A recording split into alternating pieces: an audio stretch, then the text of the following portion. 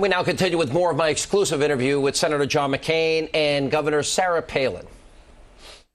Governor, you in the last couple of days, this past Saturday, the New York Times came out with an article about the relationship between Senator Obama and a man by the name of Bill Ayers. Mm-hmm.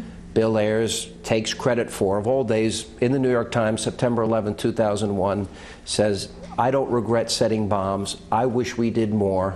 A man who admits to bombing the Pentagon, the Capitol, New York City Police Headquarters, whose motto was, "Get all the rich people, break their cars and houses, and go home and kill your parents." How big, we expected this would come up last night in the debate, it did not. What more do you want to know about this relationship? What does it tell you about Barack Obama? Tells me again we need to question his judgment, and you know, not only those atrocious activities that Bill Ayers was involved in, but the questions need to be asked, I believe. When did Barack Obama know of his activities? We've heard so many conflicting stories and flip-flopped answers about when he knew the guy. Did he realize that he kicked off his political career in the guy's living room? First it was yes, and then it was no. It comes down to, again, judgment and truthfulness in a candidate's character. This is what we know. We know that he did kick off his political career in his house. The year was 95. We know they've sat on multiple boards together. We know they give him speeches together. We know there's been sort of a back and forth financially, Ayers contributing to Obama, Obama sort of working some money back through them.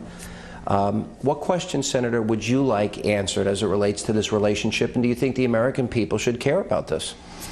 I think they should care about Senator Obama's truthfulness. I don't care much about an old terrorist and his wife who are still unrepentant. By the way, she was as much or more active than Mr. Ayers was. But the point is, it's not about them. It's about Senator Obama being candid and straightforward with the American people about their relationship. He has dismissed it by saying he was just a guy in the neighborhood. We know it's much more than that.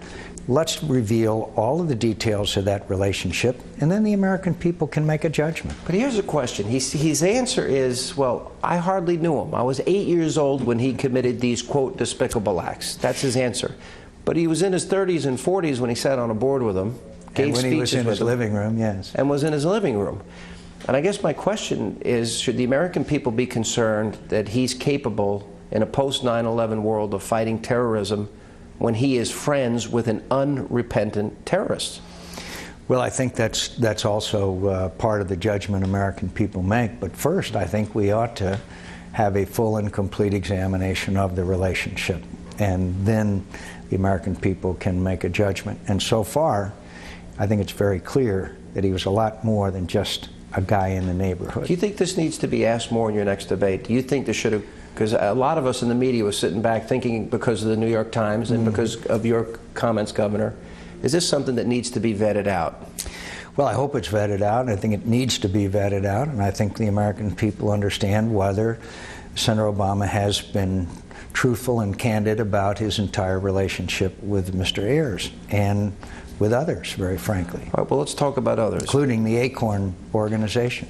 Well, we've got, this is now part of a larger narrative that's emerging, and the Obama campaign seems very, very defensive about this. They don't want any questions. How dare you ask? This is unfair. But he's friends with Father Pfleger, a fairly radical figure in Chicago. Tony Resco, a convicted slumlord we have in one case, and we know that he spent 20 years in the pews of Reverend Wright, who has said the most outrageous things, including GD America and America's chickens have come home to roost after 9/11. What does that tell you, Governor, about Senator Obama and his radical associations? It goes right back again to the candidate's judgment and who he would choose to associate himself with in the past, perhaps the present. Makes me question who he would associate himself with in the future. Yeah, and Americans should be concerned about it. I'm concerned about it. In what way? I'm concerned about it because, again, somebody's track record says so much about who they are and where they want to lead this country. And coming up, more of Sean's exclusive interview. McCain and Palin explain why they're happy and comfortable to be in the role of the underdog. Plus, we'll get a reaction from former Speaker of the House Newt Gingrich. All coming up on Hannity and Colmes.